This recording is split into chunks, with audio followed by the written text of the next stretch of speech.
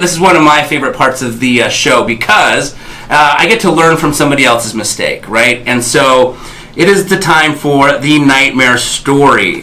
So guys, this is a really good opportunity to, we can learn from our mistakes or we can learn from other people's mistakes. And hypothetically, we learn from both, right? Yeah. Because we'll always make mistakes every day. So if you don't mind, Matt, I'd love to hear your nightmare story. Okay, so I was thinking about this. There's probably hundreds that I have. This one came to my mind quicker. Okay. So this isn't related necessarily to flipping, but about 4 years ago, I really wanted to buy an apartment building, right? Okay, I bought fourplexes, duplexes, stuff like that. So there was this 14-unit apartment building out in Tooele. And admittedly, I was a little nervous about it. I'm like, I don't know if I can really pull this off, but I want to do it. So stupid thing I did, number one, I didn't really inspect the property too closely ahead of time. Okay. Because I think I was kind of like nervous, like maybe I will do it, maybe I won't.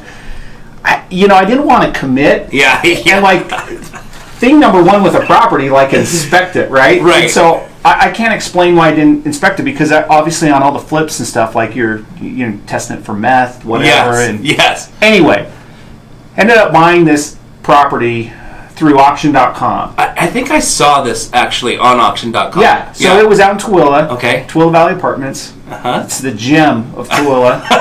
It's the Nice. crown jewel. Yes, it's like the Trump Towers. It is. It's a phenomenal property. Yes. And so everything looked really, really pretty. The offering package, and I mean, I'll admit it. I didn't really look at it before I won the bid. And then kind of during like our due diligence period, which was, non-refundable earnest money due diligence period. Yes. So then I finally went out there and looked at it, and I'm like, okay, this is going to work. Yeah. So we figured out how to get it funded.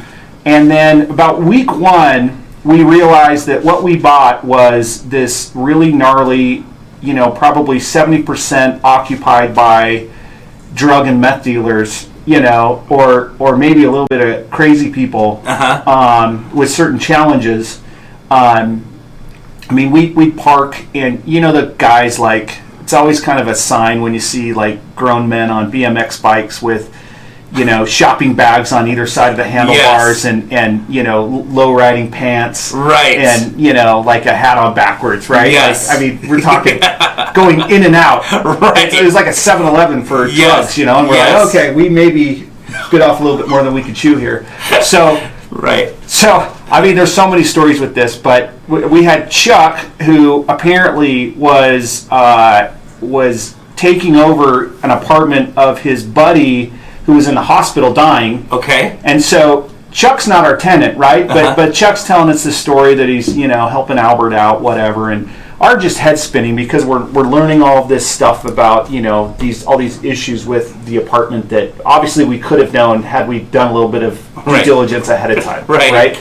And so he's like, and I forget her name. I'm trying to remember her name, but it doesn't matter. He's like, you need to go to Unit 4 because it smells really bad in there.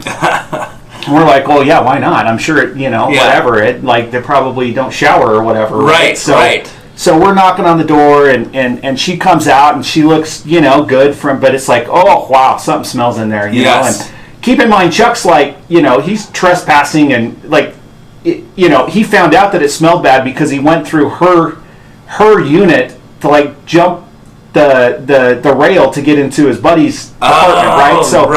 So we've got all sorts of criminal stuff going on anyway. Right. But Chuck's, good enough guy to give us a tip, right? Well, he's kind of ripping us off. Yeah. And so we're like, something smells really bad in here. Can we come in and look at it? Yeah. And you walk in, your shirt's over your nose, and we go into the bathroom, and her tub is completely full of human waste. Oh. Apparently, the toilet had stopped working. I don't know how long, 4 or 5 weeks. Oh my gosh. A couple months. Wow. And she maybe had a little challenges, upstairs, and for her it was just like, the toilet wasn't working, so I just was using the bathtub. And we're like, oh, okay. We'll be right back. And I'm not joking. Like, the tub was full. Wow. Of human feces, and it smelled so bad.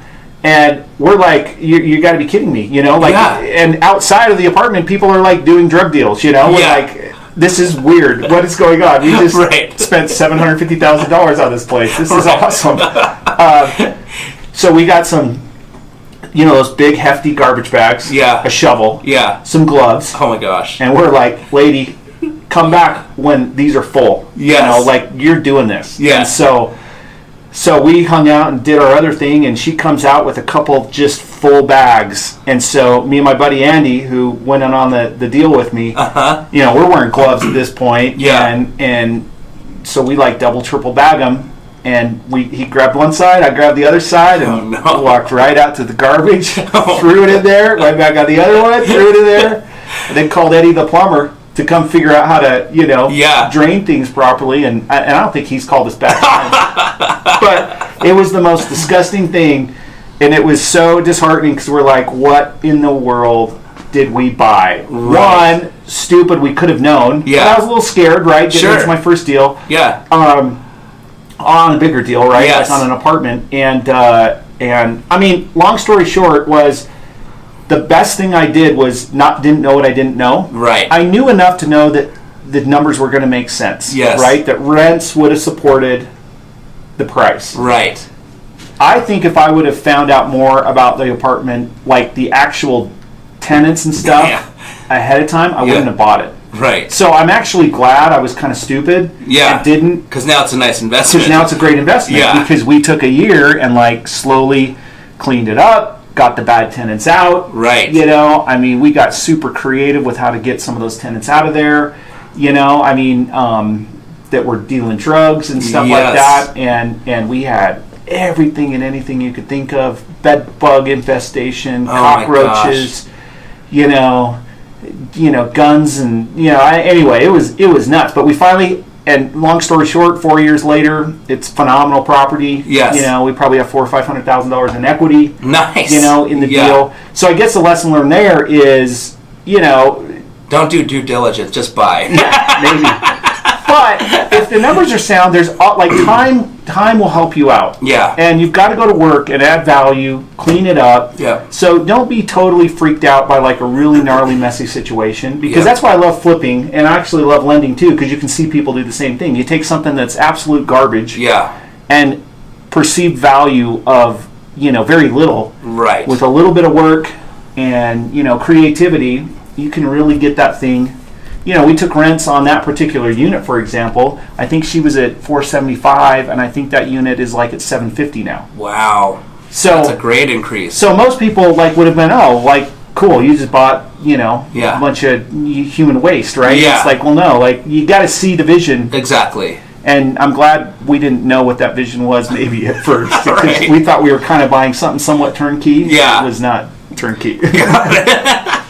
What kind of repairs, cosmetic repairs, did you do as you weeded out the bad tenants and put new people in? Did you do new flooring? Yeah, for sure. Because some of it we just had to, because it was like not habitable. Got it. You know, and not every unit was like that, but the majority was like, you know. We were wearing. I have one picture of my old neighbors. They were like, even these high school kids couldn't hack it. Like, they were in full like hazmat suits. Oh gosh.